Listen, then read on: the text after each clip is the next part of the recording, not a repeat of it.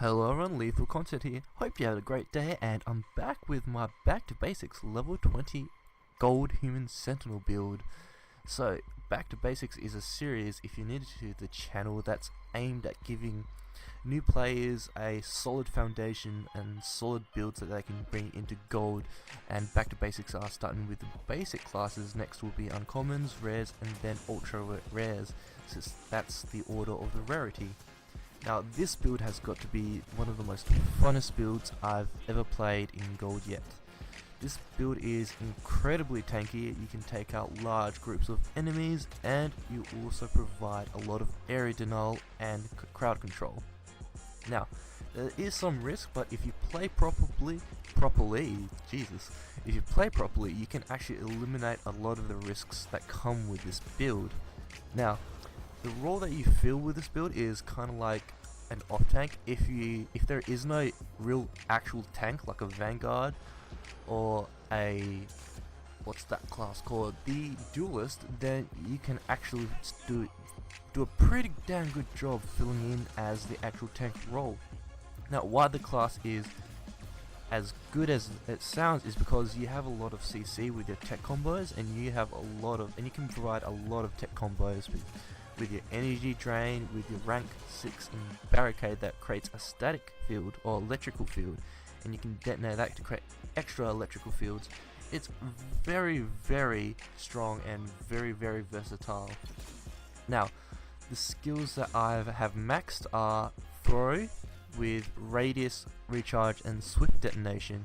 Now the reason why you want throw is you want throw to be up as often as possible. You have radius because radius is there are some times where you can actually take two unshielded enemies with radius, but you don't really need the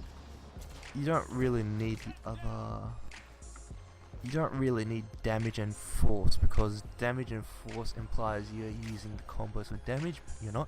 You're using the detonations for crowd control and area, because the detonation itself will stun the enemies, and the electrical field that it lays also stuns enemies that enter the field as well.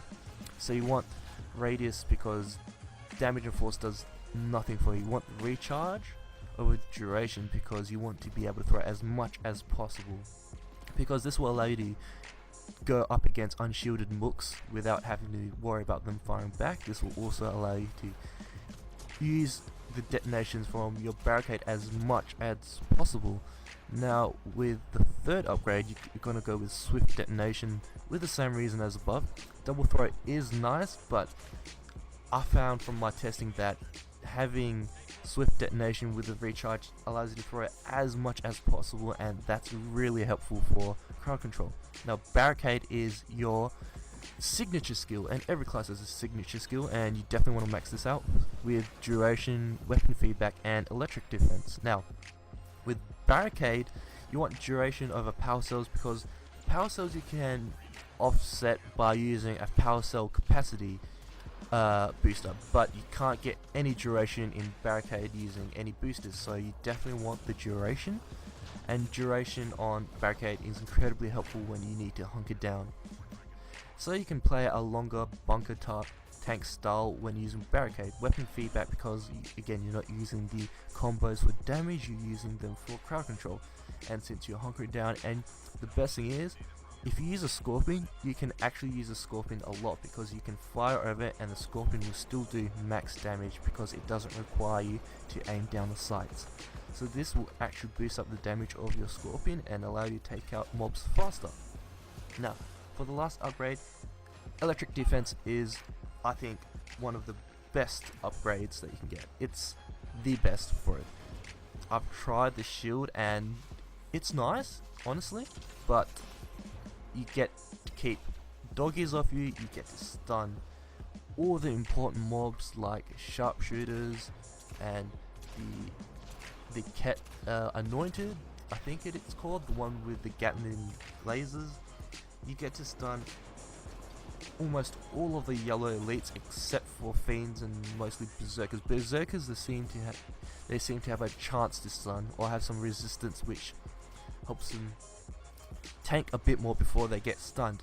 So you really want to have electric defense because you can combo it as often as you like with throw and drain if you use them spacingly, because you can't just use them both at the same time or within like within like a short duration within each other, because you can't detonate them. You can't detonate your barricade one after the other instantaneously. You need to wait a bit, but you can detonate them a lot with your build. That probably makes no sense, but you'll see in the video what I mean, that I space out my detonations with shots from my Scorpion. So, for the next skill, I max out energy drain with recharge speed, extended drain, and team drain. That does not sound right. Oh yes it is, sorry, my bad. Anyways, recharge over effectiveness, because you need to be using energy drain for 3 reasons, and your energy drain is for restoring shields, setting up combos with throw, and detonating combos from afar, and detonating with obviously from your barricades. So you want to have it up as often as possible. You don't really need the effectiveness if you play properly. Extended drain over auxiliary drain, because this allows you to create combos on targets that are too far away from your barricade to use. Also allows you to create this detect field as well on targets that are far away and groups that are far away that you don't really want to get into. And for the last one, team drain is the best option there is for if you're playing a more tank support role, which is what this build is about. So you can restore shields to allies, because with this build you want to stick with allies a lot, and then you will keep them alive, because you like what happens is you'll stun the enemies charging your allies, and then depending if other enemies are firing on your allies, you restore their shields as well as yours. It's a great team pickup power upgrade to have. Now for weapon training, I only put 1 point, because most of the upgrades on weapon training you don't really need, except maybe for the very last one with +1 to power cells and recharge, but you get the recharge for upgrading your main skills anyways, and you get the +1 from your power cell mods. For tech armor, you go full damage protection, pretty standard, and you have shield feedback over reactive armor, because you'll be regenerating shields a lot with drain, and because you'll be firing from behind cover with Scorpion without actually peeking over it. You just be blind firing, or I think it's not aim down sight, you just be blind firing over the cover, and because Scorpion's AoE doesn't require a direct hit, you can just spray it. This means that you'll be staying behind cover a lot, and so you have the extra regen delay from being behind in cover. Now, for what you want to rank up first, my recommendation is you'd think that you want to rank up Barricade ASAP, but if you do that, you'd have a lot less options. So I'll recommend getting at least rank 3 in tech armor first, 2 ranks in Barricade for the extra power cell, and rank 5 of extended drain so you can combo off of drain. And then I'd finish up with probably Barricade, but if you want more tankiness, you could max tech armor. If you want more detonations, you could go with upgrades and throwing, or if you want to play with electrical field, you go with max ranks in Barricade. Now, the weapons I am using are the Scorpion, which is my main weapon, and the Vanquisher. Now I know what you're thinking, another Vanquisher build, but no, Vanquish is only for taking out priority, I wouldn't say targets because you're not really killing certain stuff, but like priority hits, like you use them to take out Hydra's missile guidance system, the destroyer turrets, and the ascendant orbs, because those are targets you do not want to get close on, because those enemies, they can actually trample over your barricade and destroy it. And obviously with Ascendant, he can just teleport right into you and sync kill you instantly. So you want a weapon that can deal sufficient damage from long range, and the Vanquisher is what provides it. It's also nice because this build has a little bit of trouble dealing with remnants as well as, but as you can see with the background footage, I have no problem because I have the primer from from the drain, instead of picking auxiliary drain, you have extended drain. So that primes, and you can stun them with the tech field from there, and then you can snipe them off with the Vanquisher. The Scorpion is, in my opinion, a must-have for this build because this allows you to fire from cover, stay in cover for the nice regen bonuses, and also this allows you to hit groups of mobs that are stunned from your barricade. It's incredibly nice. I don't think a lot of people like using this weapon because of its low fire rate, but honestly I think it's too good for this build. Now for boosters, you definitely want power capacity. I usually play with +2 or more, and for the other one I'd usually pick pistol if we have another tank, or shield increase, the cyclonic mod, if we have no tanks and more damage dealers. For equipment, I'm actually using thermal clip storage so I can fire away with my Scorpion without having to worry about grabbing ammo as much, even though since you have power cells you want to be hitting those ammo boxes. Sometimes you'll be using Scorpions a lot and you really want the extra ammo, so I'm using the thermal clip storage. Now the playstyle for this is, there is a fine line between rushing a target and barricading them to stun them and then running off into the sunset and doing that. So you really want, there's a fine line between doing that, and you want to be able to be close to your allies, and you also want to be in front of the enemy. So this is something that you have to experiment with what you're comfortable with. I'm comfortable with having a set distance that I try to play within my allies, so you can take advantage of the team drain they have. And also with this class you really want to watch the map, the little circle that shows red dots. It acts as a map hack or a wall hack, and it really is helpful showing you where enemies are. This will tell you if it's safe to place a barricade, because the barricade only covers in front of you, and if there's enemies behind you, you're going to have a bad time. So it's really important to know placements of barricades won't protect you from everything, so you need to know enemy positions. That's what you should watch out for first.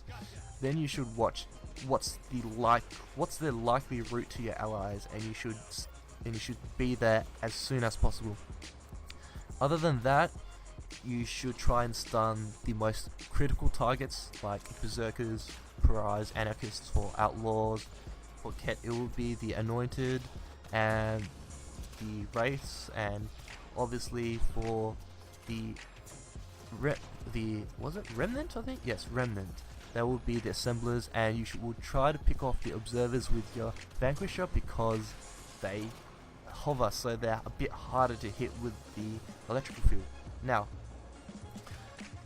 this is a really kind of gung-ho build. You really want to be up in the enemy's face as much as possible.